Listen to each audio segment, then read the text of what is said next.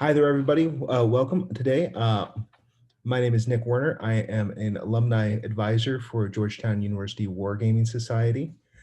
And it is my pleasure today to welcome our guest speaker, Nick Bradbeer, who is a naval architect with the UK Ministry of Defence. He is currently posted at University College London as Associate Professor of Naval Architecture. Since being awarded his PhD there in 2013, he has taught stability, ship and subsea structures, and ship design to Master of Science students, as well as running the UK submarine design course. He has been developing wargames to help ship and submarine design students understand the impact of their design since 2015. So without further ado, I turn it over to our guest speaker, Nick. Take it away. Well, thank you very much, and thank you for having me. I'm Nick Bradbeer, and as part of my day job, I teach people to design warships and submarines, and I've been experimenting with using wargaming as part of that process. Failing faster in the title is a horribly abused buzzword, but it's an approach which presumes that you will make mistakes, and so it's better to make those mistakes early on when the cost of doing so is small, and iterate quickly to learn from them. That is a useful concept for us, and that's one of the three things which we've been using wargaming to try and help students do. Before I start, I must just say this as the disclaimer, this talk represents my personal views and should not be construed to be the views of any organisation which employs me, whether that's UCL or the MOD. I'm going to cover four key areas in this talk, starting with some context. Who am I? What do I do? And why am I doing this?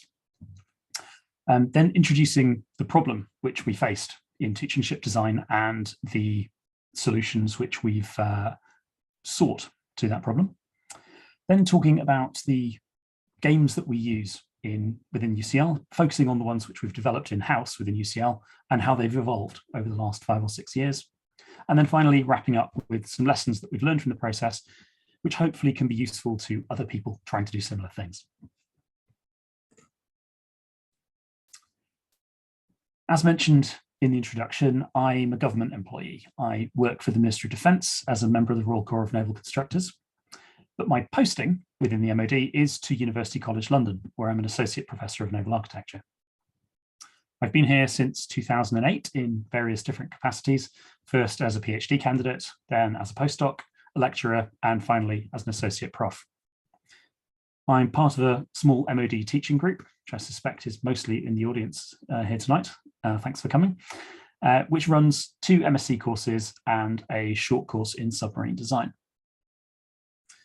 My background is in ship and submarine design, in structures, and particularly in vulnerability.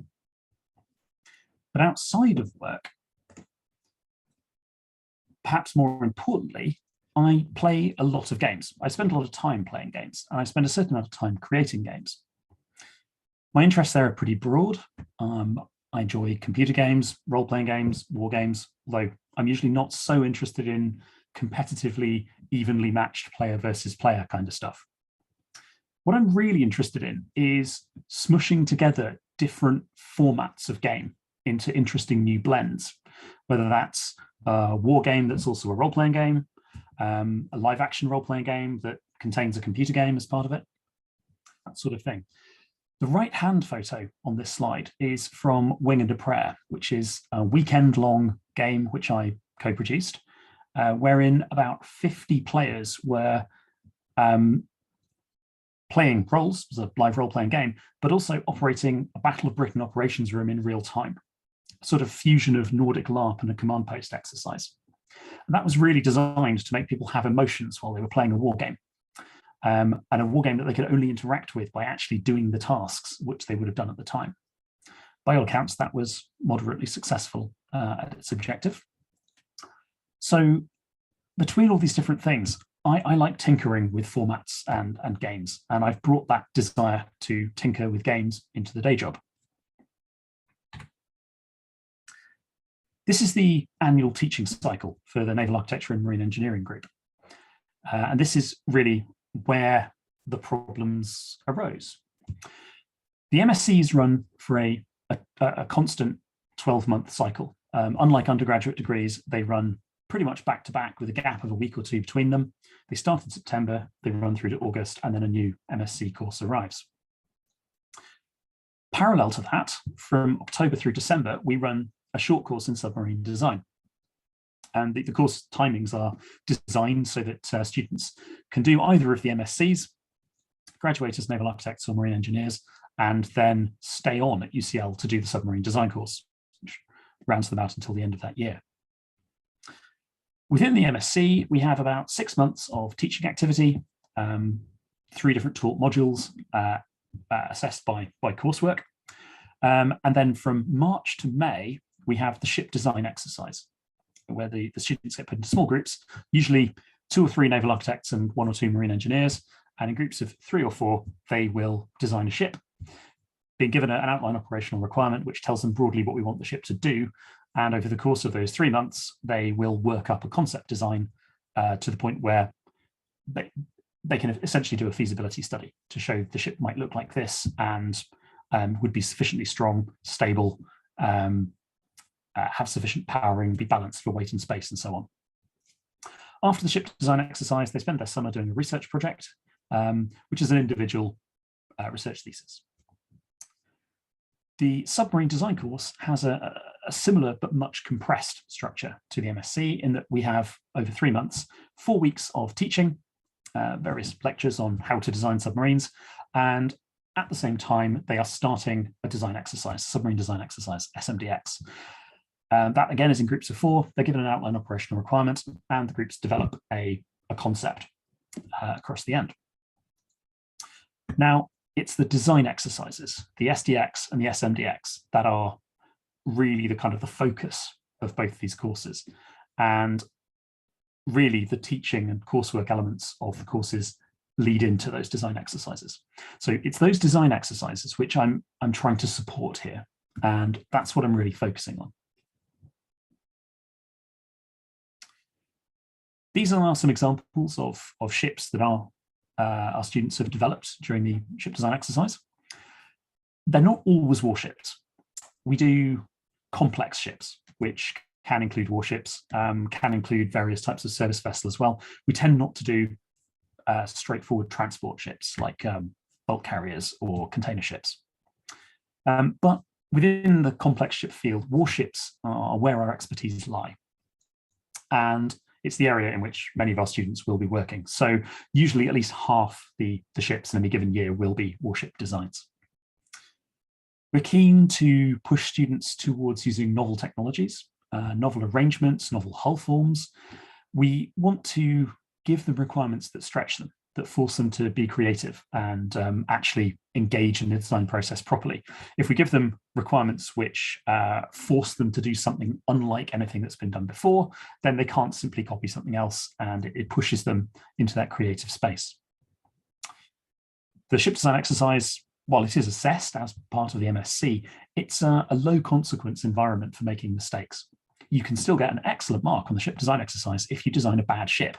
If you can demonstrate that your ship wouldn't work for some reason, you can show the analysis that demonstrates why it wouldn't work and explain how you would improve the design on the next iteration, then that's a good outcome. That shows the students have demonstrated analytical ability and understanding of how the ships work. So you can take risks in how you design your ship. You can try novel things that might turn out not to be a good idea, but that won't penalize you in your assessment. As long as your ship, the analysis supports your conclusions. Now, we noticed 6 or 7 years ago that students were frequently designing bad ships. Not that they were insufficiently stable or insufficiently strong, the analysis would support them, just that they would be bad in a fight. They were designing warships which didn't really work as combatants.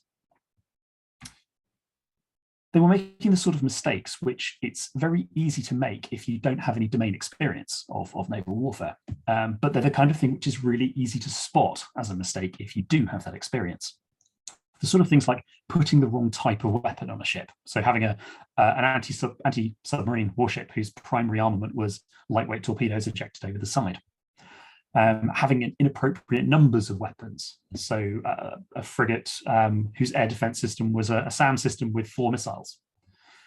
Sometimes not having a coherent set of sensors and weapons, having ranges that wildly mismatch, like a bombardment cruiser with a very long-range railgun, but no way to spot targets over the horizon. And one common error, just disregarding organic aviation as too expensive, because it is very expensive. Most surface combatants, the back roughly 1/3 of the ship will be given over to the flight deck and hangar space. But that's present on nearly all surface combatants in the modern day, because aviation is so useful. Now, we could give feedback on this. We could tell them in design reviews that these were mistakes, but those are fairly infrequent formal opportunities to give feedback. And being told that something is not a good design isn't as effective as realizing for yourself. You can be told and you can make the change, but that won't really help you understand why it's a mistake. Now, central to the sort of core problem at the heart of the ship design exercise is the cost capability trade-off step. This is a vital step in the process where the students basically change hats from being a representative of the customer who's deciding the system requirements document for the ship, deciding a range of options that the ship could be and picking which one they actually want. And they switch to being designers, developing that chosen option up in detail. Now, the process of cost capability trade-off involves plotting a lot of different options for your ship on a graph like this, where we have cost on the x-axis and capability on the y-axis. Cost measured in, well, money, and capability measured in some nebulous figure of merit, measure of effectiveness.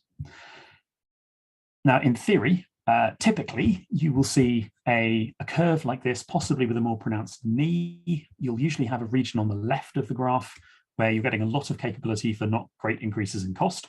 So capability is cheap. And then at some point, there will be an inflection and capability will start becoming more and more expensive the further up you push. So you have a steep gradient early in the graph, and then a gentle turn, and then a shallower gradient. And generally speaking, all things being equal, where you want to be is around the knee in the curve, where you've got all of the cheap capability, but you haven't spent lots of money buying small increments in capability when capability becomes expensive. Now, that makes sense as an approach, but you need to be able to assess cost and capability of a given option. And that's where we run into a problem. Cost is fairly easy. We require students to produce quite detailed sizing spreadsheets of their ships, and we have a reasonably effective costing model, which means each option can readily have a cost associated with it, to the point where these hundreds of options were costed. Assessing capability is much harder. And at the moment, we have students assign arbitrary numbers, a figure of merit from 0 to 100, and weight different options differently. But it is fundamentally a subjective assessment, and it's done by students who usually don't have the background experience to make good calls there. So I would like to help students to understand this better, to be able to make better calls. So we have these two problems, and I thought that we could use wargaming to try and fix them. There are three things that I really wanted to achieve. Developing an understanding of the domain. So understanding the shape of naval warfare, what things matter, what things don't matter, what things work together. And I wanted to use active learning because I can tell a student that they don't have enough SAMs on their ship, but nothing really hammers that home like them rolling dice as they try and whittle down an incoming missile salvo and their pile of ammo counters is dwindling faster than they would like. Immersion and engagement seem to put players into a mental state where the the decisions they make carry more meaning for them. It seems to be easier to retain information like that when there's an emotional experience accompanying it. I say seems because this is a pretty subjective observation I'm making based on anecdote, and I'll come back to that later. Secondly, I want to create this feedback loop that students can make a design, assess the design, and discover whether it's good or bad, and change it to make it better. This is where the failing faster comes in. And finally, I want the students to be able to assess the ship designs that they've come up with. I want there to be consequences for the design choices that they've made during the ship design exercise, especially capability. Now, we're never going to build the ships from the ship design exercise, so it's hard to make any real consequences. And arguably, students don't really deserve real consequences. But having a game where we can use these ships and the students can identify with them and feel immersed in that gives them the ability to have some kind of feedback for the decisions they've made and see whether their decisions were good or bad. So how do we use wargaming? How do we fit wargames into that annual teaching cycle? And at the moment, we do it like this. We've got those three things that we're trying to achieve: domain understanding, letting students explore choices, and then assessing capability. And within the MSCs, we address those separately by three distinct events. During the lecture phase, usually late in the first term, we have some introductory lectures which use wargaming, introduce the concept of wargaming, and give students the chance to play some games in class in some very simple and restricted ways, very straightforward scenarios, just to firstly to get their head around the idea of how the games work, but also to teach them some simple lessons like the interplay between offensive and defensive weapons and the value of aviation and the importance of information, maintaining an information asymmetry in your favor. When we move into the ship design exercise, then we have the opportunity for students to explore the choices that they might make.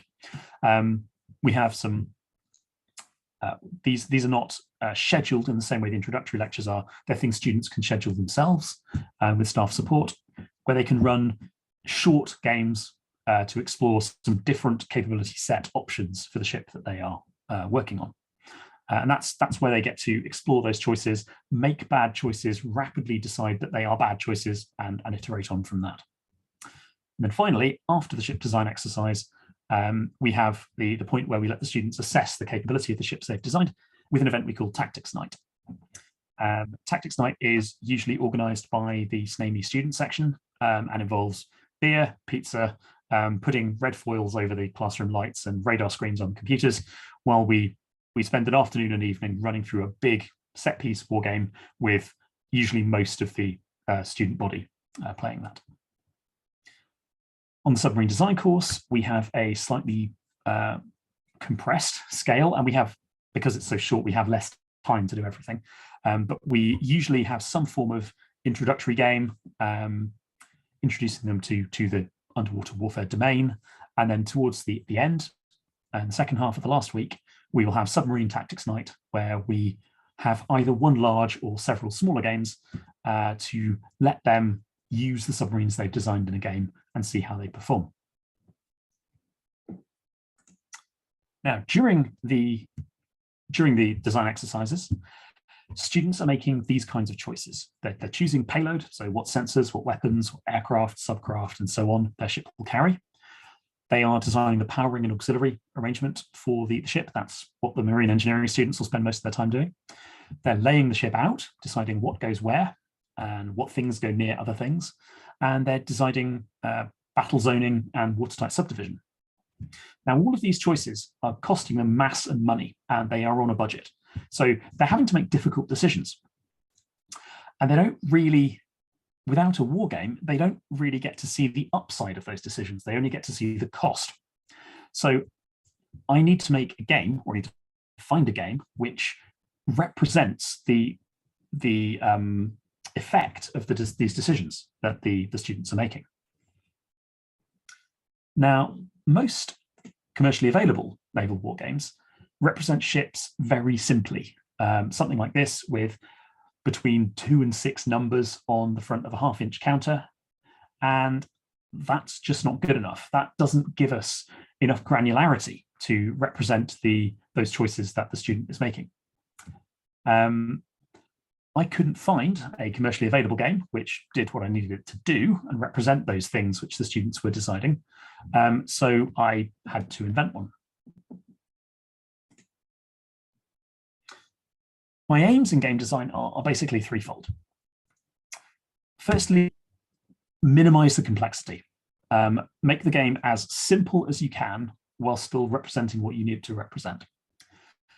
If you can minimize complexity, then it has 2 big advantages. It makes the game more accessible, makes it quicker to learn and easier to play, and also it removes distractions.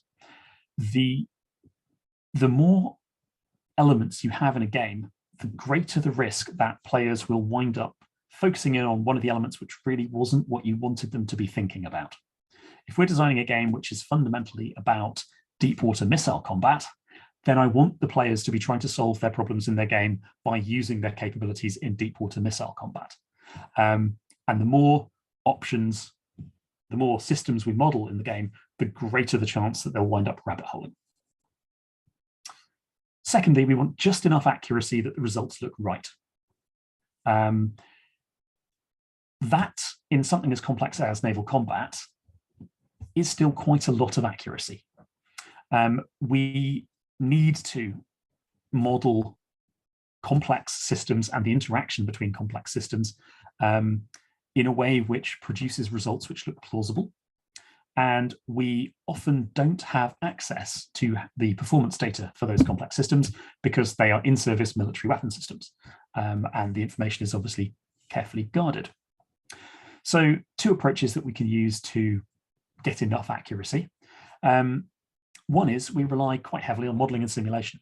So we have some quite crunchy physics-based models, which we use to support the games, but we keep those complicated models out of the game. We use a lot of pre-calculation to populate the lookup tables inside the game and simple mechanisms. But those simple mechanisms can be based on quite complex simulations. As long as the player never sees them, that's not adding complexity to the game, but it can add accuracy. And secondly, there are data sources available from which we can find useful data. And finally, this is something which I've learned is really important. Do everything you can to maximize engagement in your players. If you're teaching students, then they may not particularly be keen to be doing this. They may have no interest in wargaming. And if you're expecting them to sit down and spend 3 hours on an activity they aren't fundamentally that interested in, you're going to get better results if you make it easier for them to find this fun, to engage. It's very easy for students to turn off and blank if they're just receiving for 3 hours. If you are doing something, it's easier to stay engaged, but you have to want to do it. So we can help engagement by making the game easy to learn. Keeping things simple really helps with that. We can maximize student engagement by making the game fast to play. Ideally, you don't want to have people who don't have anything to do for long periods of time. And finally, there's a really useful framework I found called the 8 kinds of fun, which we can tap into to help engage with as many people as possible.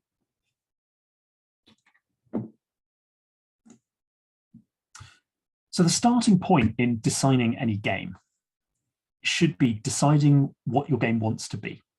It's a very good idea to have a clear thesis in your head about what this game is doing and what this game is going to be good at. And that means deciding what you care about and what you're going to ensure is well modeled. And the corollary to that is deciding what you don't care about. So for this game, I don't really care about the details of ship handling. I don't care about type maneuvering. If we're primarily thinking about missile combat, things are happening over fairly slow time, over fairly long ranges. I'm not that bothered about small scale maneuvering. Equally, I'm not that bothered about exact precise differences between different weapon systems.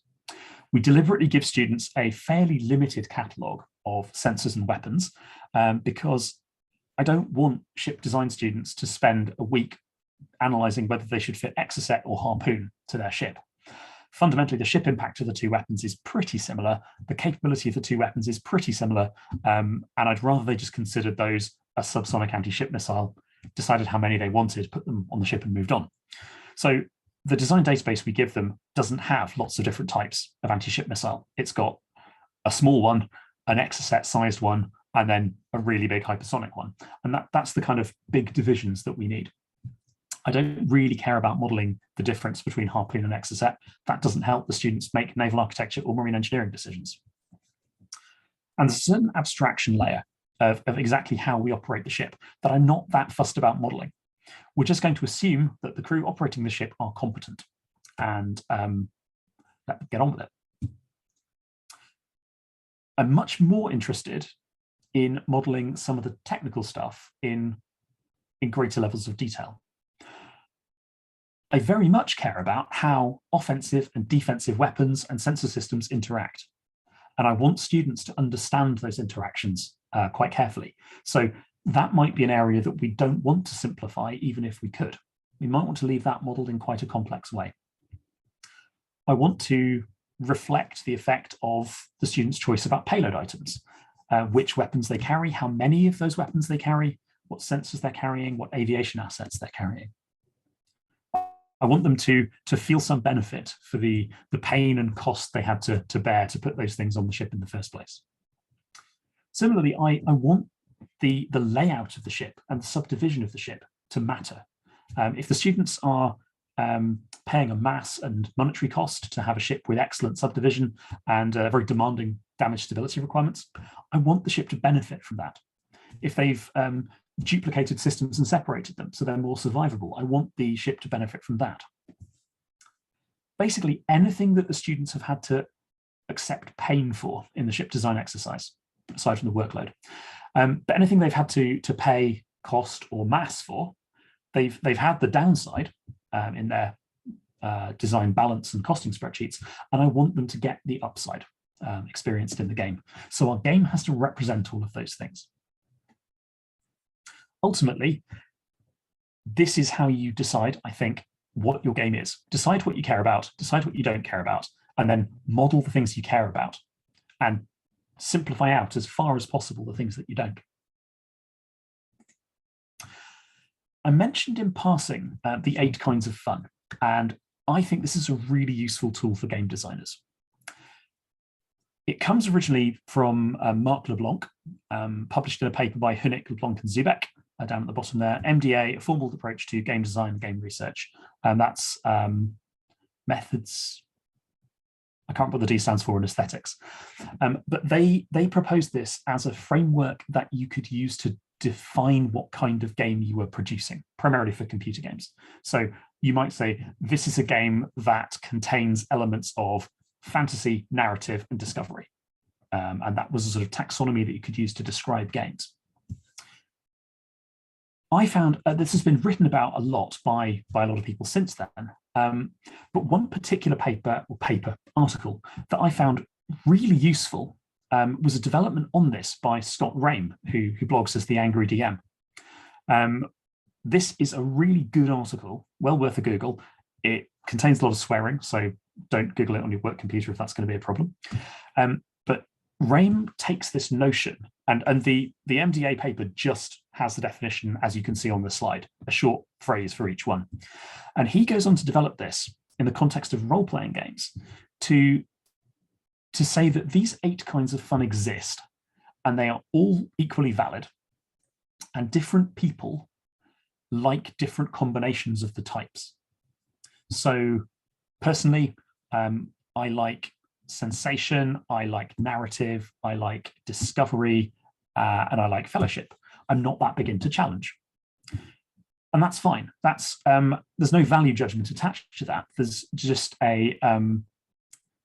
it's a framework which different people will like different ones of these. And if you take a big enough group of gamers and you ask them to tick which of the 8 they like, as many as they like, you'll probably find that most people actively like 3 or 4 of them. There's 1 or 2 of them that do nothing for them. And across a big group, you'll get a pretty even spread of what types of fun they like. And if you are creating a role-playing game, if not writing a role-playing game, but creating a role-playing campaign for a specific group, you can poll your players and find out which of these different types of fun they like. And you can ensure that your game includes elements which will appeal to at least something for everyone. So sensation is elements of the game that are enjoyable for your senses. So in a role-playing sense, that might be nice handouts. This is the joy that we get from playing games with miniatures rather than counters, or maps that look nice rather than just blank white hex maps that we're filling in with the imagination. Fantasy is the fun that you get from imagining yourself in a situation, imagining yourself as someone different. And we can hit that with wargaming as well by letting people take on the persona of the commander of this force and feeling their investment in their units. Narrative is the fun of seeing how a story progresses. We can build that into games very easily. Challenge is the fun that you get from overcoming something difficult, something which you might have failed at, but for your skill. And that's at the heart of many war games. It's very easy to build challenge into war games. Fellowship is the fun of doing something with other people and being part of a social bond. We can do that in war games. War games can be a very solitary activity if you're particularly playing solo. If you're playing against another person, that can still be fellowship as long as you feel more camaraderie than opposition. But if you have teams playing against other teams, it's very easy to build in an element of fellowship. Discovery is the joy of learning new things when you play the game, which we can tap into with educational war games. Expression is a bit tricky. Expression is the fun that you get from a game letting you say something. That's much easier to fit into role-playing games than into war games, potentially not impossible in war games. And finally, submission, which Rain prefers to call abnegation, which is the fun of basically turning your brain off a bit and watching the numbers go up. It's the kind of fun that you have from leveling in World of Warcraft, where it's not really much of a challenge, but it's still a diverting activity that can be relaxing and help pass the time. Challenge and submission sort of exist in opposition. Challenge sort of inherently requires mental engagement, whereas submission doesn't want heavy mental engagement. But I find this framework really useful. So there are these 8 kinds of fun. Different people like different elements of them. And the more of them, the more of these different elements we can provide in a game, the more likely we are to engage with a wider range of players. And the one which has had the most effect, in my observation, of wargaming with students is sensation.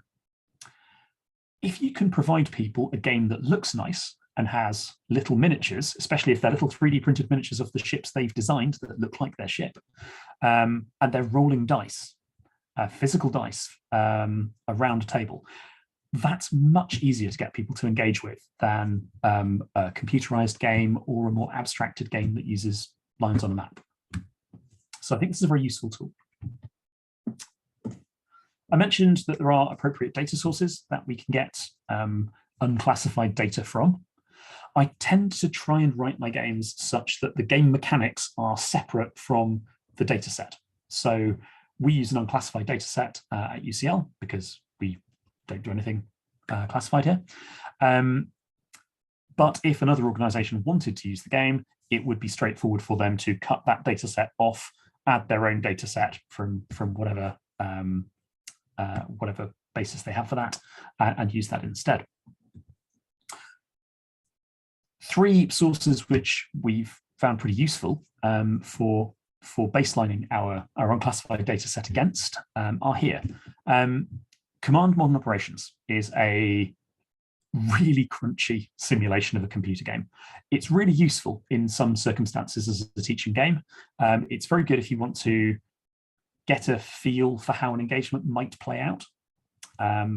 If you if you want to see whether, what a fight between a nuclear-powered submarine and two conventional-powered submarines might look like, you can play that quickly, fairly easily, and it will give you a sense of what things matter.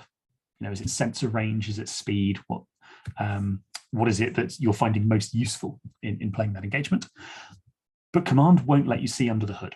It won't let you see the mechanisms that it's using to generate that. You just have to kind of trust that its research is sound, and its research is pretty sound. They've put a lot of time into that database. If you do want to understand what's going on under the hood, what the probabilities are and where they're coming from, then I find Harpoon an incredibly useful source for that. Harpoon 4 and Harpoon 5, I'd say, are tabletop games. I don't really think they're games. I think they're simulations. They are far too complicated to be games, as I'd read them. But they are a fantastic resource for understanding what factors affect different aspects of modern naval warfare. Larry Bond and Chris Carlson are people I'd consider very well informed, and the numbers that they put in their game, I think I'm going to trust as likely to be as good as anything I can find from an unclassified source. And finally, a slightly more oddball option, games like Arma 3, which are the commercially available version of the military VBS simulator. If you want to understand things which relate more to people than to technical systems, then this can be really useful. For example, if you wanted to understand how long it's likely to take a helicopter to acquire a small boat target and engage it with laser-guided rockets, and then how long it would take to switch to the next one, actually setting a situation like that up in Arma 3 and then getting actual humans to play it can be quite useful. I'm not sure that I would assume that data was necessarily correct, but it's close enough to feel plausible. The downside there is that you need access to a group of people who are comfortable enough playing Arma that they can do this kind of thing and don't mind doing weird experiments for you and being timed. But if you happen to have access to such a group of people, then that's quite a useful research avenue. So moving on now from defining the problem and how we're addressing it, I'm going to talk about the games which we use in UCL.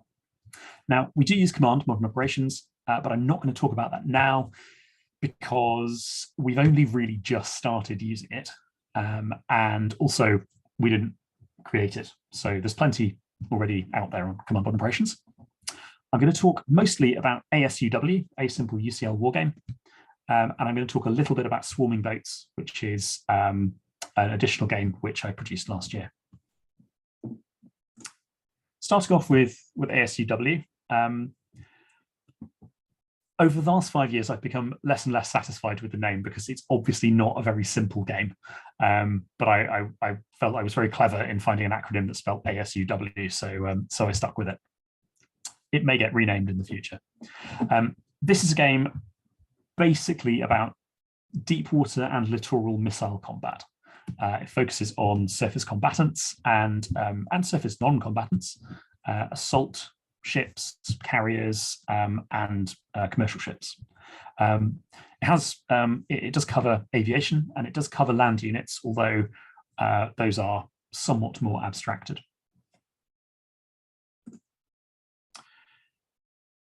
These are the key sort of key features of ASUW, some of which have changed over the 5 or 6 years we've been developing it, and some of which haven't. At the core of it, we have very detailed record sheets for each ship. You can see on the right-hand side of the slide, the one at the top is a record sheet from the very earliest days of the game, and down the bottom, a record sheet from the game in its current state. It's been simplified, but there's still quite a lot going on those record sheets.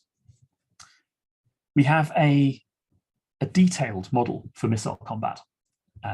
That's something which I want players to get a good feel for. So that's something which we we deliberately haven't abstracted out, even though we could have. We model damage locationally. I have a background in survivability and vulnerability modeling, and our damage system was basically based on a simplification of how we model vulnerability in warships on an analytical level. And it turns out it was relatively straightforward to produce a simple system which still captures the core mechanics of that. On the other hand, detection rules and aviation rules are very simple because those aren't things that we care very much about. We care about things like which radar you've chosen, how high is your masthead. But beyond that, we don't really need any complexity. And we care that you've got a helicopter and broadly what it can do, but simple rules are good there. In terms of game scale, turns are an hour, so a game usually covers somewhere between 4 and 8 hours. And two of the big changes that have happened over the last few years. Originally, we had free movement on a map, so your position was marked with a cross, and you could move in any direction up to a certain distance. We put a grid over the map to help the referees reconcile positions between maps, but ultimately you were moving on a map, not moving through the squares of a grid. And now we've simplified that to 10 nautical mile hexes via 5 nautical mile hexes, which were the norm for a couple of years. The other thing was the game started out being double blind. So each team had their own map.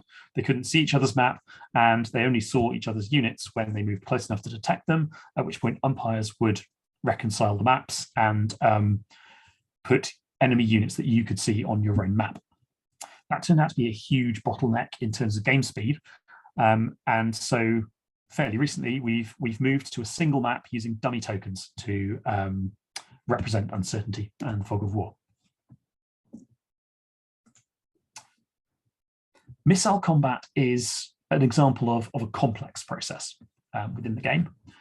We could have made this simple, but I didn't want to because it's such a core feature of the game that I wanted students to have to go through this as a slightly laborious process whenever it happens, so that they understand it better.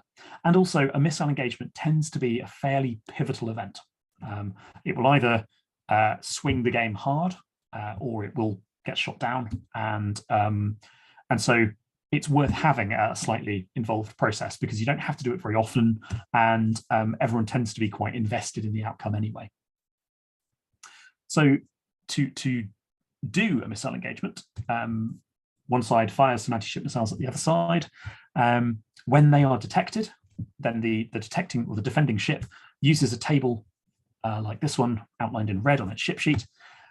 You can see that there's 3 columns here, green, yellow, and red. They correspond to different types of incoming missile. So green for the subsonic missiles, red are high-speed supersonic missiles.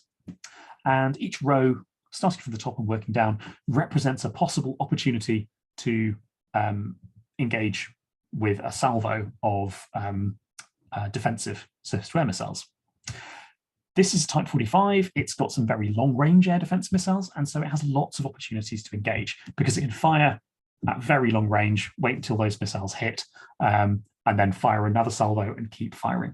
So it can fire when the incoming missiles are 7 hexes away, then again at 6 hexes, again at 5 hexes, and so on, assuming that it has detected the incoming missiles that far out. If you only detect them in close because you didn't have your radar turned on, or you don't have an aircraft up, then you might only be able to start rolling intercept opportunities at 2 hexes, say. You can see that the supersonic column has much fewer opportunities to intercept.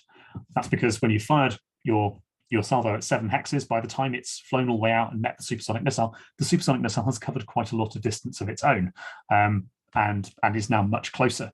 So the number of salvos that you can fire is a function of your own missile speed, the incoming missile speed, the decision time of the combat system. And this simple table is based on a relatively complex discrete event model, which runs in Python and works out how many intercept opportunities that you'll get, and populates the table. The PKs, the number you have to roll on the dice to score a hit, are currently just based on harpoon data, but we may improve these in the future to include missile kinematics modeling. That will add more crunch to the game, will add more complexity, but like the intercept opportunity calculation, it's behind the scenes.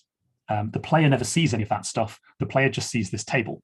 And if we add more crunch to the pre-calculation, well, it will change the table, but it won't change how the player has to interact with the game. And I think that's a really important principle here. If any missiles make it through that gauntlet of defenses, we determine where they hit. And we do that by rolling 2d6, which gives us a bell curve centered on the middle of the ship. It's more likely that you'll hit a ship roughly in the middle than at the ends, because it's more likely that you'll hit it near its radar centroid. A bell curve turns out to be a reasonably good model of seek-ahead behavior. If the missile hits the ship, it will destroy zones. It will either destroy the zone it hits, if it's a small missile or a gun shell, or if it's a large missile, it'll destroy the zone it hits and the zones on either side. Those hits will knock out systems. You can see the ship sheet has systems in red underneath it, and losing a zone that contains part of a system takes out that system. It can also mission kill the ship. The ship has a finite capacity to absorb hits, and that's a function of its internal zoning. So it's smoke tight subdivision, location of firefighting points, auxiliary machinery spaces with firefighting pumps, and the watertight subdivision that allows a certain amount of flooding before the ship will be lost to capsize or plunging. So those are how the students get a benefit for all those expensive decisions they're making in subdivision and how survivable to make their ship. Now, lots of games use a damage step model or a hit point model with a critical table, but those just don't work for us because they don't represent the outcome of those design decisions the students are making. So we need this kind of complicated locational model that means students gain benefit from duplicating systems and moving them to opposite ends of the ship, from concentrating series systems into small spaces. Conversely, so this was something that we care about a lot, so we model in quite a high level of detail. Aviation is something that we're not that interested in the detail of. We want to reward the students for the huge investment in ship impact they make, but we're not that fussed about the details. So the aviation system gives you access to very valuable capabilities, but it does so with a very simple mechanic. So if you, every turn, every hour, this ship has one Wildcat helicopter. It can put the counter for that helicopter into one of these aviation mission boxes. So airborne early warning, where it's just flying high with a radar, reconnaissance, strike, or in this case, not ASW. For example, if it's flying a recce mission, it just says it flies to a hex within 10 hexes of your position, and then reveals any enemy within 3 hexes of that point. And then any enemy that can detect it can have an opportunity to shoot it down with their defense weapons. But fundamentally, that's a very simple mechanic. And all aviation missions are sort of instantaneous things that just resolve immediately. So that's an example of some of the game mechanics. And I'm just going to talk through how the game evolved, because this game has been in constant development since about 2014. We started out from the very early stages by making the game double blind. So we had 2 maps, one for each side, and then the umpires had a map which had the truth on it, but it meant that every turn, however long that took, the umpires had to find the position of all the units on both sides, check if any of them could detect any of the others, and reconcile the player maps. And that was a very, very slow process. Not only did it make the game take a long time, it meant that the players were sat around for a long time, not doing anything, just waiting for the umpires to reconcile detections. Also, we made mistakes quite a lot because it was very easy to. So given this bottleneck was an obvious problem with the game, the obvious solution was to automate it. If we had a computer that could just tell us what units detected each other, then that would remove that bottleneck. I mean, the students could be involved in the game for the whole time. So I wrote some software that would run this game automatically on a computer. The problem is, firstly, I'm not a very good programmer, and netcode is really hard. So rather than write code that could talk to other computers across the network, I made a real academics hash job of this, and I wrote some code in MATLAB because that's what I knew, which just ran on one computer with 3 monitors. So we had this sort of arrangement where you had the game runner who sat at a table in the middle with a keyboard and a monitor, and then you had 2 other tables for the 2 teams, which just had a monitor on them. And each team saw something like this. They had a map which showed their own units with the indicative detection radii around them, showed waypoints that they'd set for each of their units. It showed hostile units if they had been detected, and you could set your own units heading with a course and speed, or following a waypoint course, or pursuing another target, where it would use proportional navigation to just chase after them. So in this case, you've got a submarine following a series of waypoints. It's fired a torpedo at a hostile unit, and that torpedo is proportionally navigating towards it. This had a couple of big advantages. And one really big advantage was we used this turn structure, which really sped up the game. Bond's first law of wargaming by Larry Bond, written in Harpoon, is that it doesn't matter how long a turn represents. Turns all take the same amount of time to process, whether it's 30 seconds, 3 minutes, 30 minutes, or 8 hours of game time. So in order to keep the speed of play high, ASUW, so CROWS in this case, the Computerized Rapid Options Wargaming System, because tortured acronyms are what we do best, to keep the game speed high, we had a variable turn length. So the players would input their orders, and then the computer would iterate everything moving and detecting every 10 seconds. So very small time steps. And it would just keep iterating without stopping the game until we reached a breakpoint where the information available to a player changed. So if they gained a new contact, that'd be a breakpoint. If one of their units reached the end of its waypoints, that'd be a breakpoint. And whenever it reached a breakpoint, it would stop, it would display the maps to the players, and it would wait for them to give it orders. And then it would go back into this loop again. So in theory, this worked great. The problem was students hated it. It just didn't engage them in anything like the same way as moving little models around a map did, which makes sense to me because it's failing to engage that sensory type fun, which is a thing for a lot of people.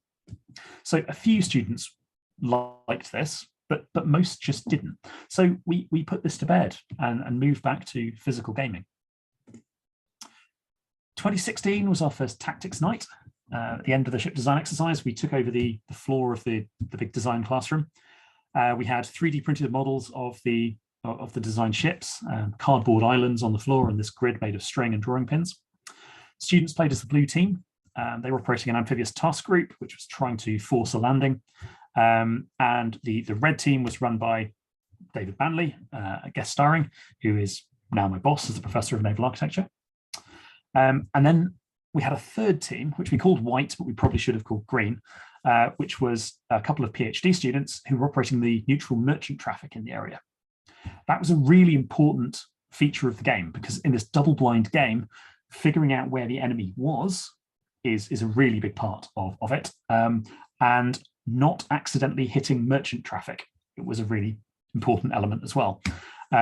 The game had some narrative elements and a tragic ending when the blue team fired a bearing-only harpoon salvo at where they thought a red Corvette was, and wound up hitting a civilian hydrogen tanker.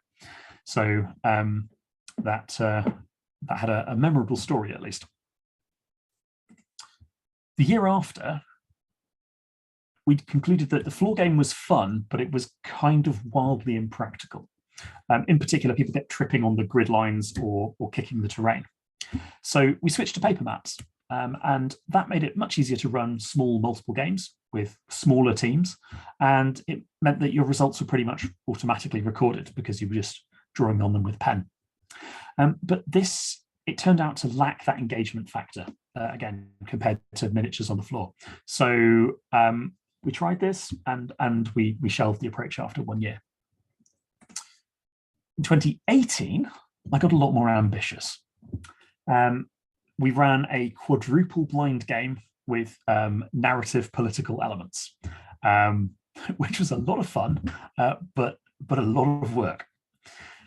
We have 3 teams of players, all MSc students, red and green, who were allied, but had a language barrier and limited interoperability between their forces, opposed by burgundy.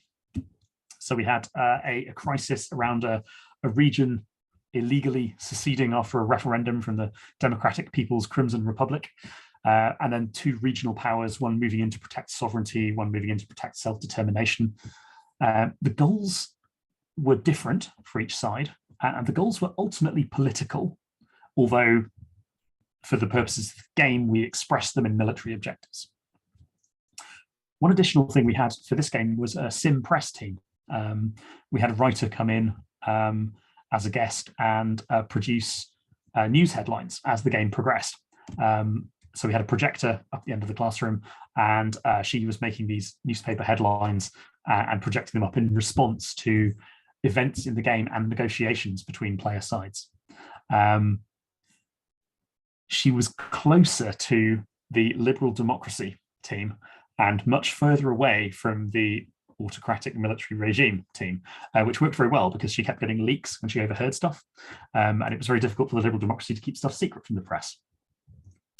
The sim press element worked really well. It was great for raising tensions between the players, and it really served that immersion element and made players much more invested in the outcome.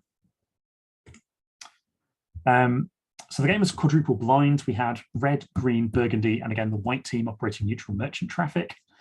Each team had their own bay, separated by screens with their maps and their ship sheets, updated by a small team of overworked umpires running back and forth between them. Each side had different ROEs, each side had different objectives, and I would consider this game a definite success, although it was an awful lot of work, and we have simplified the game since then to make life quite a lot easier. By 2019, I'd been persuaded to switch away from free movement on maps over to hexes, and that made things much easier for tracking locations and everything. 2019's Tactics Night introduced some new elements. We had the students again running a blue team, with red provided by guests and PhD students. We'd had an interesting mix of ship designs that year, including a disaster relief ship and a multi-role Coast Guard vessel, as well as some combatants. So we added an operational phase to the game. There was a crisis narrative around an Ebola outbreak in a city in a time of high tension, in a city on the edge of a nation with a divided red-blue population. So concerned that this might be an accident, an accidental outbreak, or it might be a deliberate operation by Red as a prelude to invasion under the pretext of supplying aid. So before the tactical phase of the game, we had an operational phase with 24-hour-long turns, where both sides were engaging in mine warfare, reconnaissance via merchant traffic, policing and boarding and inspection operations to try and stop reconnaissance by merchant traffic. And then they knew that at some point, the Red Amphibious Task Force was going to pop up over the horizon, and then we would switch to the tactical game with 1-hour turns. At the same time as that game, we were running a Matrix game down the other end of the room, which was modeling the Ebola outbreak in the city and the disaster relief ship's response. So we've got the disaster relief ship design team here. And on the right of the picture is Nikki Brown, who is an SME. She's a nurse who's got a lot of experience forward deployed treating Ebola with various British expeditions in Africa. And she was driving the response of the population and of the disease to their actions. This was a much freer game than the rest of ASUW, but it provided a really valuable shaping effect on the narrative of the other game. So I'm very keen to do more of this kind of thing in future. Between 2018 and 2019, we extended the ASW rule set to include submarines, so we could use it on the submarine design course. I guess I should probably call it ASW at this point, but it desperately needs a renaming anyway. The main change that brought was introducing sonar. And we'd relied on a very simple detection model for the surface ships, but sonar detection is so central to anti-submarine warfare that it really needed to be modeled in some detail. And sonar performance is both uncertain and complicated. And it's very sensitive to both the target speed and to the detecting ship's speed. So we have a solution for it, which works, but it's still really more complex than I'd like. Every vessel needs to have a whole page of lookup tables for sonar, and it works, but it's not a slick mechanic yet. It's not intuitive to play. So this bit of the game, submarines, feels like it's still in the crunchy simulation zone, not really smooth playing enough to be what I'd consider a game yet. There's a couple of other problems. ASW was really boring. The 2018 submarines game, we had one big game with a surface action group and several submarines, which were trying to stop it. But since submarines can't communicate easily with each other, that meant we had several pairs of players who were sat off on their own for a couple of hours without being able to communicate with anyone but their partner. And then even then, many of the diesel electric submarines weren't in the right place to execute their plan. And so many of the players had to sit in the same place for a couple of hours without talking to anyone and then didn't get to do anything, which was a very unsatisfactory outcome.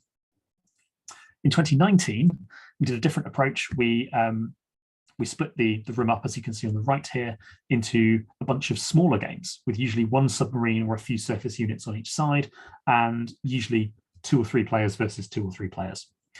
That did help, and that solved the ASW is boring problem a bit, but the sonar model is still too complex and still needs a lot of improvement before I'll be really happy with it.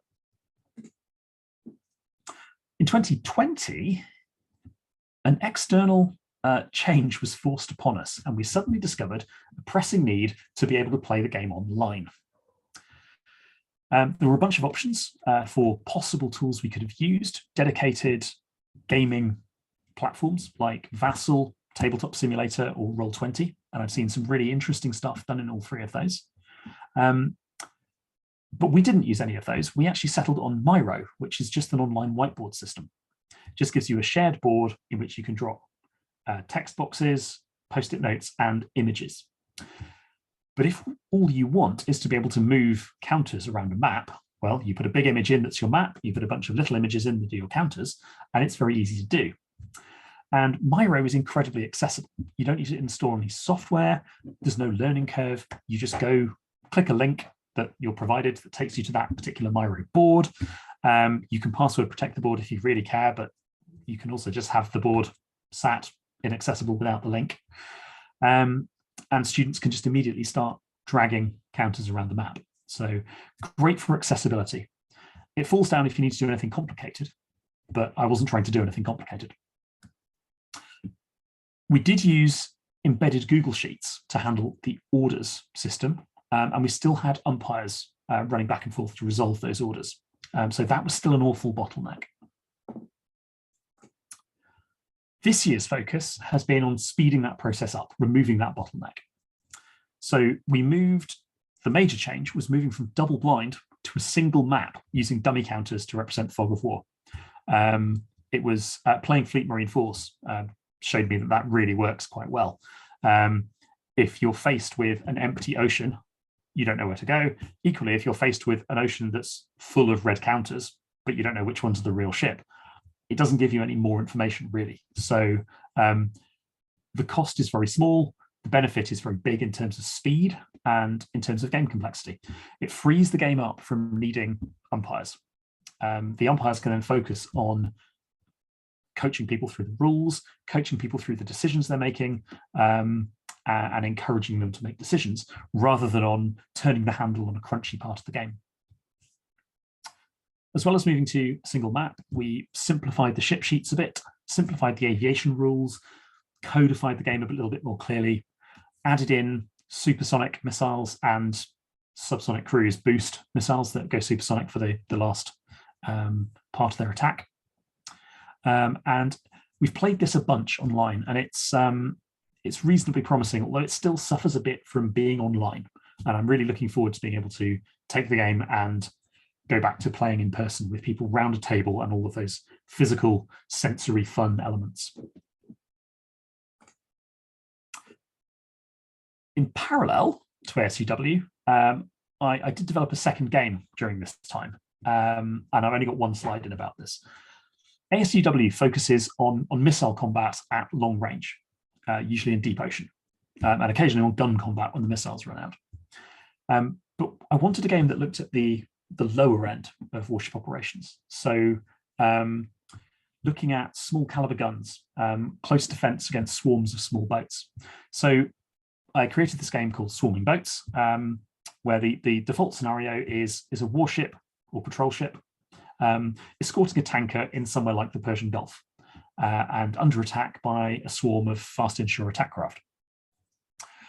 The ranges are all very short because likely rules of engagement mean that while the warship probably has long-range weapons, it's probably not allowed to use them until the inshore attack craft make a clearly hostile act, and that probably means approaching within maybe 2,000 yards. So we have this quite asymmetric game. One side has a very complicated ship control sheet, or ship control sheets for the escort and the tanker. The other side has a bunch of very simple ship control sheets. The game models fire arcs of weapons, maneuvering, suppression of gun crews, ammunition limits and reloading time, which is all stuff which is way below the abstraction layer that ASUW models. You can force speedboats to break off if you nearly have a narrow miss. And depending on how fast they're going, fast speedboats are hard to hit, but also it's very hard to hit anything from a fast-moving speedboat. This game drew quite heavily on the X-Wing miniatures game, using maneuver templates to mark the course, although slightly different in that you have to commit to maneuvers a little bit ahead of time, and big ships are more limited in what maneuvers they can take. So ships maneuvering is quite a major constraint here, as you would expect it to be for close-in gunfights. This game did get used as a teaching day for MOD graduate engineers, but the pandemic hit before we could use it at UCL. So I'm hoping that we'll be able to bust this out with the MSc students this term and give them some experience with it. So that concludes the games. And I'm just going to wrap up now with some lessons that we've learned over those years. Firstly, wargames do seem to be a useful tool for active learning. Putting students into a situation where they're making decisions and where they're somehow invested in the outcome seems to be a good way of helping students put things in context to understand things like the interplay of weapon and sensor ranges, the importance of aviation. Creating an emotional state seems helpful.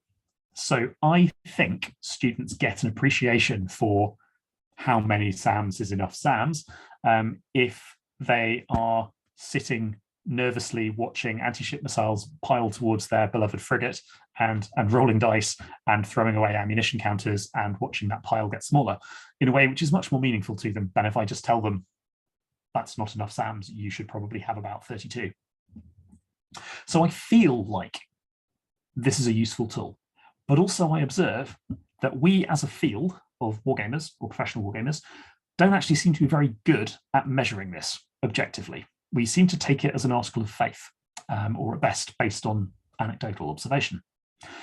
I'm really curious about how we can measure this, how we can demonstrate that wargaming is a useful tool, because I feel like it is, but I'm supposed to be some kind of scientist, and I feel like we should have better data.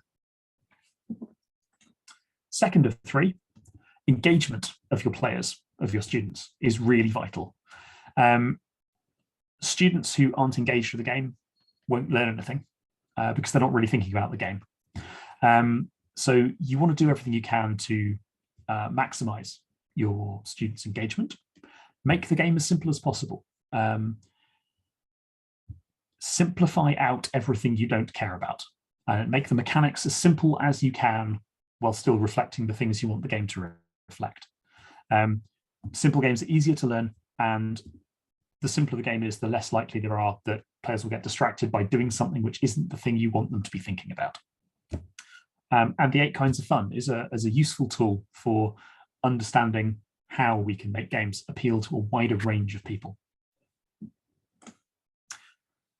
Finally, this is the biggest thing for me. If you're designing a game, model the things you care about and actively don't model the things that you don't care about. And that means figuring out in advance which things are which. You need to sit down and make a list. What things do I care about? What things do I not care about? Hide as much complexity as you can from the players.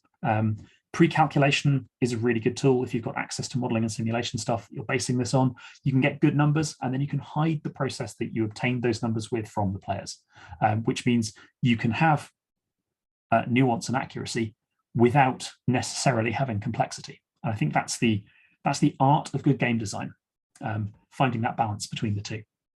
So hide as much complexity from the players as you can, unless you don't want to.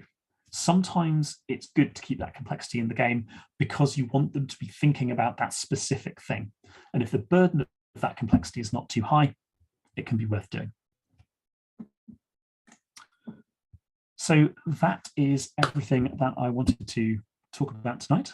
Thank you very much for your attention. And now I think we have time for questions. Yes, thank you, Nick. So we've got a number of questions from the chat that people have submitted. So I'm just going to go down them kind of chronologically from when they were submitted. So back to your initial part with the ship design, Vishalji Odedra asks, when incorporating IAD, anti-drone, or skywatcher systems onto ships, what are the limits of implementing such things in a war game? So that was specific reference to having your students design those ships. Firstly, hi Vish. I'm not very familiar with anti-drone systems, but with something like ASUW, it should be fairly straightforward to implement because we're not abstracting those things' performance very much. We can run we can build an M&S model that runs on some sort of fairly fundamental physics principles to model the effectiveness of the system, and then discretize that into a very simple lookup table like we do for all the other weapons.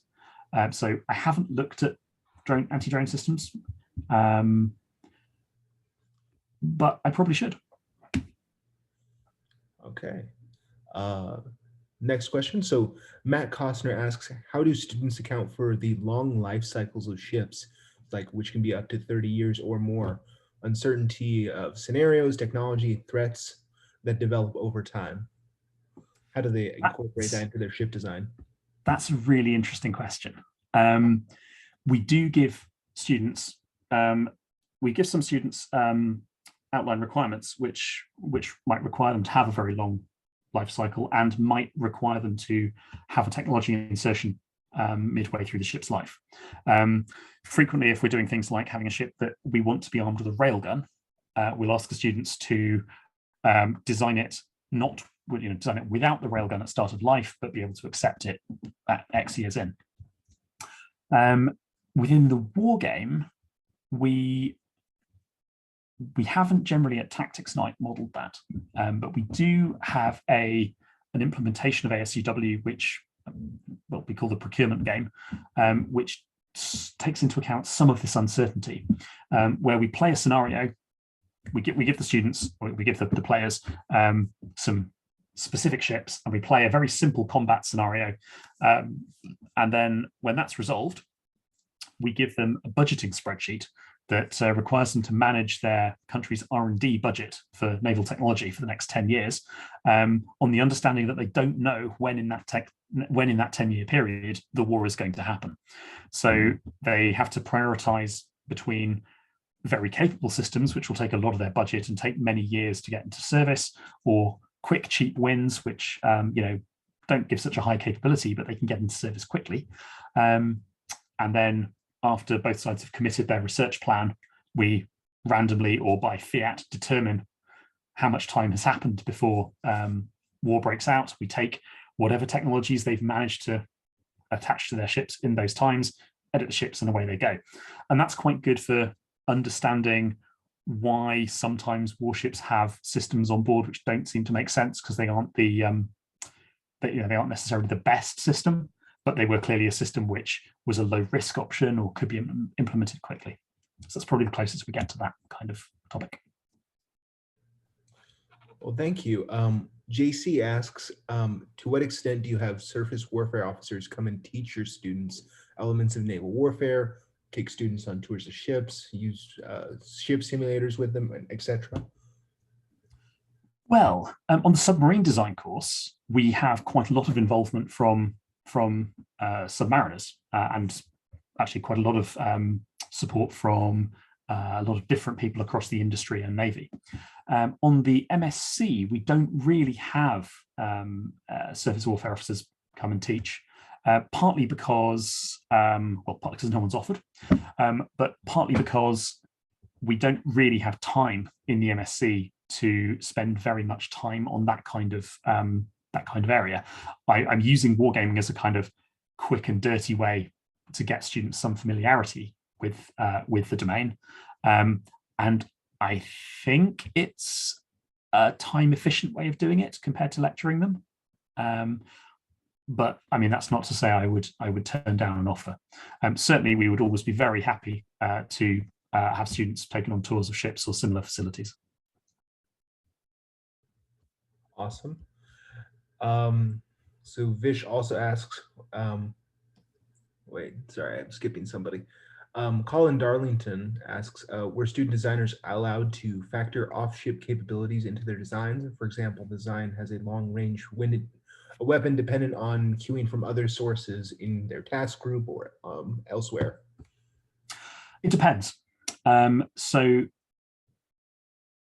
generally speaking, we want students to design ships which are are affected by realistic factors in modern warfare. So if a ship is designed so that it's likely to be operating with a task group, then yes, using off-board capabilities is very reasonable. The one thing which we are careful to try and avoid is letting students just slopey shoulder their problems onto someone else. So if saying, well, I'm just going to get off-board queuing from a drone that someone else is flying means they just don't have to worry about a bunch of technical problems, then that's not a very satisfactory outcome for the design. So we will sometimes restrict them in that if that forces them into an interesting area. In the same way, there are things like automation, which students are very prone to say, well, I'm going to reduce my complement by 30% by using automation. And that just doesn't come with any costs to them because they aren't the budget that is going to have to develop that automation. So if students get a benefit without any cost, we tend to find ways to require them not to do that. But in general, yes, ships are usually designed to operate with other ships or other capabilities. JC asks, to what extent are hollow mechanical and electronic systems modeled in your game in the student ship designs as well? Sorry, I'm not entirely clear what you mean by that. So HM and E, so essentially the electronics, kind of the interior workings of the ship that aren't like the weapon systems. That's what I'm assuming JC means. Well, okay, so we model systems that are explicitly modeled in the ship are sensors, weapons, propulsion, steering gear, control spaces, and aviation, and decoys.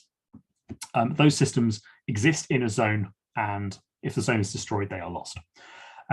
We do model auxiliaries. So we model chilled water, firefighting pumps, and air conditioning, in that auxiliary spaces are locations in the ship and the supply runs are modeled in the ship. So if a space has, I suppose a ship takes a hit under the bridge, it's very likely that a gun on the foredeck might be intact, but if it can't trace a line through the system runs to an intact auxiliary machinery space, it can't operate because it won't be getting electrical power or chilled water.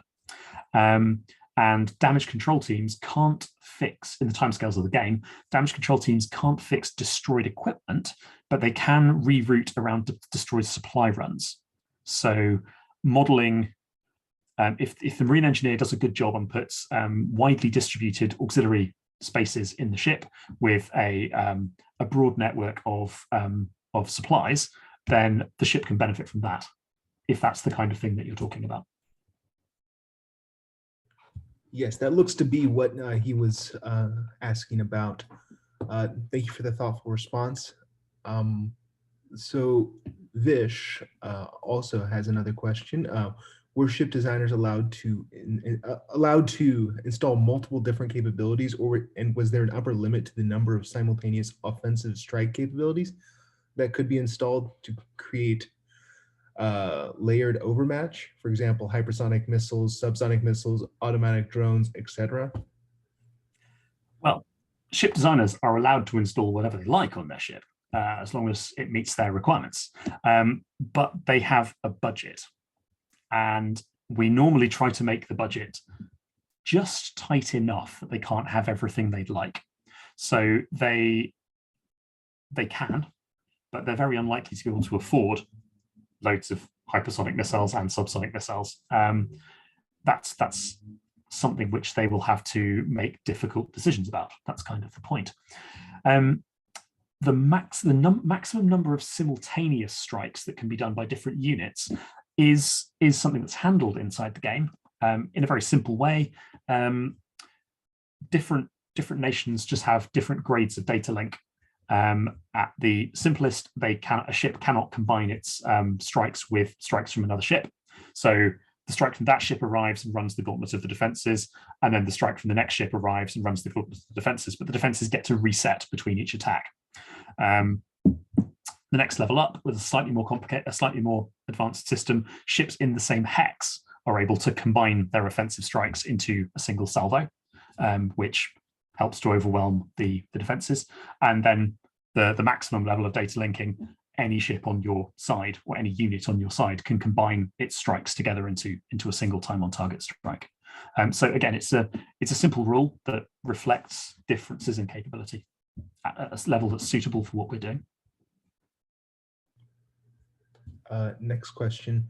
So you note that your missile combat system was given significant detail, but detection was largely simplified.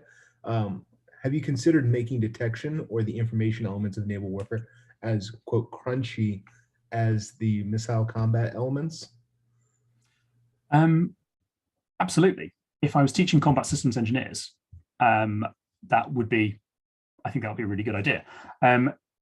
Because I'm teaching naval architects, there's a limit to how much time I want them to give up from studying how to design ships to learn about the nuances of combat systems.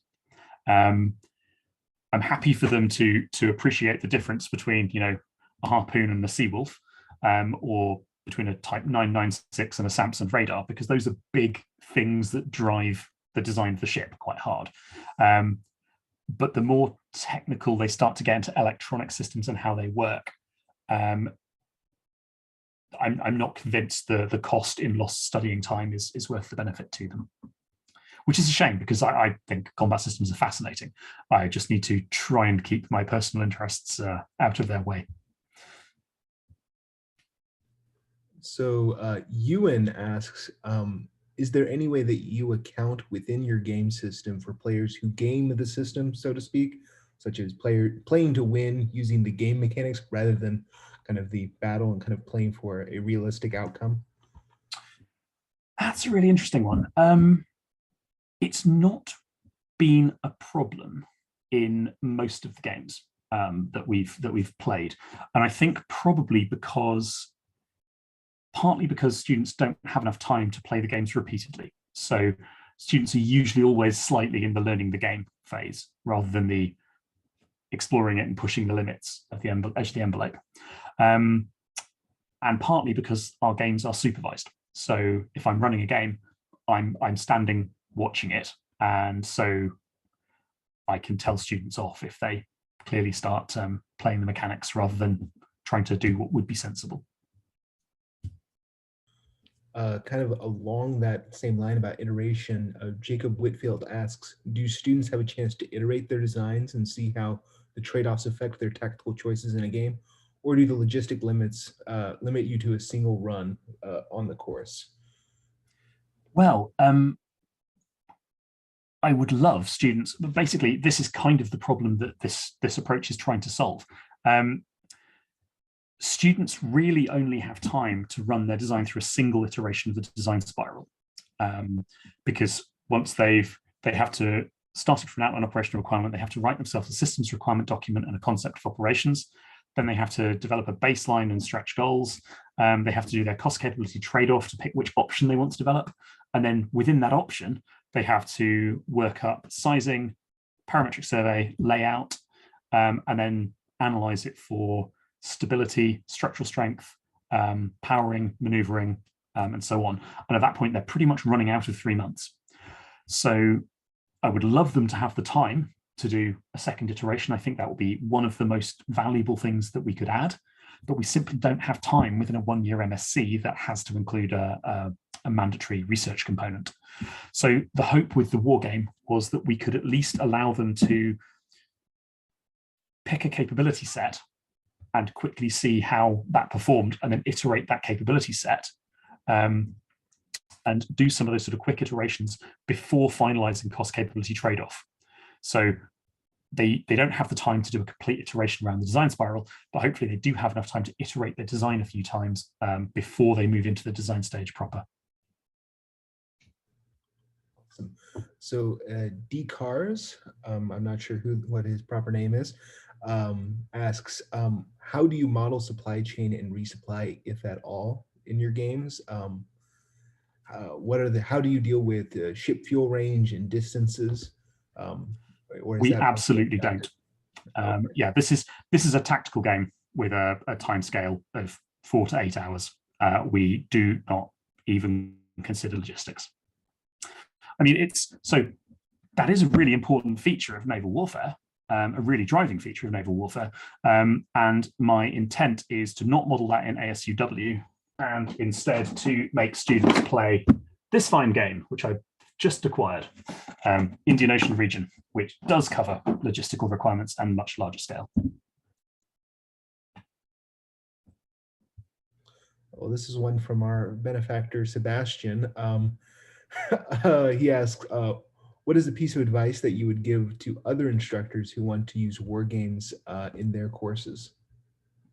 Well, I hope I finished the presentation on the 3 pieces of advice I would give to other instructors. But I think the most important one is probably engagement. Make it as easy as you can to engage as broad a range of students as you can, and everything else will kind of flow out of that. Awesome. I think that nearly brings us to the end of our kind of Q&A session. I have one last one from Vish. He says this one might be a bit spicy. He asks, when approaching complex multi-role capabilities such as drone swarms and networked drone systems, did you find that players often looked forward to the boundaries of near future and future horizon capabilities for their ship designs? Gosh, that's a question. I'm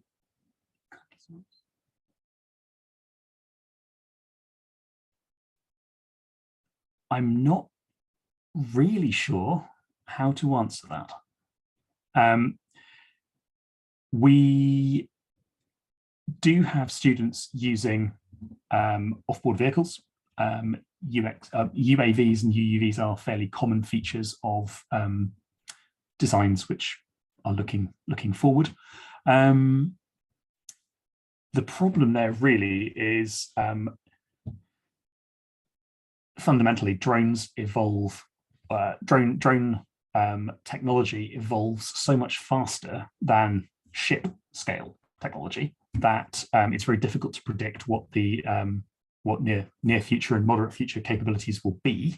The advice we give them is, firstly, while you can't predict what the shape and size of future drones will be, size tends to match capability reasonably well. So we might have incremental improvements in size efficiency, but generally, if you want a drone that can do what a fighter jet can do, it will probably be the same size as a fighter jet. So you can roughly scale how big you expect things might be. And secondly, the advice is just accept that you can't predict what shape these systems will be in future. And so design your ship for versatility. Make it very easy to integrate whatever fantastic new system gets invented in the 5 years between you freezing the design and the design hitting the slipway, and in the 10 years after that it's in service. So designing for versatility is the only way that you, as a designer of something with an extremely long lead time, can hope to integrate these capabilities which have a very quick lead time. So can you maybe, thank you for the response to that. Can you maybe talk a bit about some of your ideas for what you plan to implement in your game going forward, or in your course going forward? Is there something that you, kind of a element to your game that you think could be fleshed out more? I'm really keen to try and fix the sonar problem. It feels like I just need to find a really elegant mechanic that takes this complex system and makes it playable, because that's what game design is to me. But I have not found that elegant mechanic yet, so I'm very keen to keep looking for it. We've been keen over the last few years to implement some new things like different speed anti-ship missiles. So now we've got hypersonic missiles in there. We've got phased array and data link controlled missiles. I'm keen to add in sonar in a way that's playable, and I'm keen to start looking more broadly. I think ASUW does its job reasonably well now, but its job is quite specific and limited. And I'm interested in broadening our reach to develop swarming boats a little more, to look at that lower scale maneuver and gun-based kind of battle, and on zooming out and looking at the theatre scale, because really tactical naval combat is a very myopic view of naval warfare. And I think without understanding the theatre level, tactical combat doesn't really make sense. So I think students need to understand the tactical and the operational level, and ASUW will not help them understand the operational level. Can you maybe share for us one of your favorite stories from using war games in your course, particularly memorable like scenario or student interaction? I can. Sadly, all of the best stories that come out from ASUW end in war crimes. But we had one particular cycle, probably around 2017, where in the options development stage, back at the beginning of the ship design exercise, we had one Mr. Manley come in as a guest to play the Red Force for some students who were exploring some options. One team was exploring a patrol vessel to do things like protect oil infrastructure, and the Red team, playing essentially the Republican Guard, took their patrol boat that they wanted to attack an oil platform with, used it to hijack a merchant ship, and then ran off as a decoy while the merchant ship slowly plodded and crashed into the undefended oil platform. And the same team was playing in Tactics Night when they realized the same Red Force commander was playing against them, and off the basis of that previous interaction, decided that he was extremely tricksy. And when they ran into a merchant ship by blind accident, their MCON amphibious task force, thundering along in the dark, ran into a gas carrier just over the horizon. They assumed he must be using it as an auxiliary reconnaissance ship, ordered it to turn back. The white team refused, and so they used the fact they had an amphibious task force and sent Marines over by helicopter to seize the bridge. This was not something we'd expected. I grabbed a passing professor to play the role of the white nation's navy, which is essentially France, and asked her what she wanted to do. She said, "Do I have an SSN in the area?" So we said, "Sure." So she had an SSN stick up a mast to make a burst transmission and make a public statement that they would not tolerate attacks on their shipping. And the blue team decided this was all part of some massive scam, and immediately triangulated the transmission from the submarine with ESM and launched 3 or 4 anti-submarine helicopters to go and drop torpedoes on it. So just by being very suspicious of the red team commander, they managed to bring an entirely separate country into the war by sinking one of their SSNs. I think that's what they call emergent gameplay. Well, that's wonderful. Thank you so much for taking time to answer these questions. I think we're going to cut it off there. Thank you so much for joining us and sharing your experiences with us. Well, thank you very much for having me. It's been a great pleasure. With that, I'm going to cut off the transmission for the moment.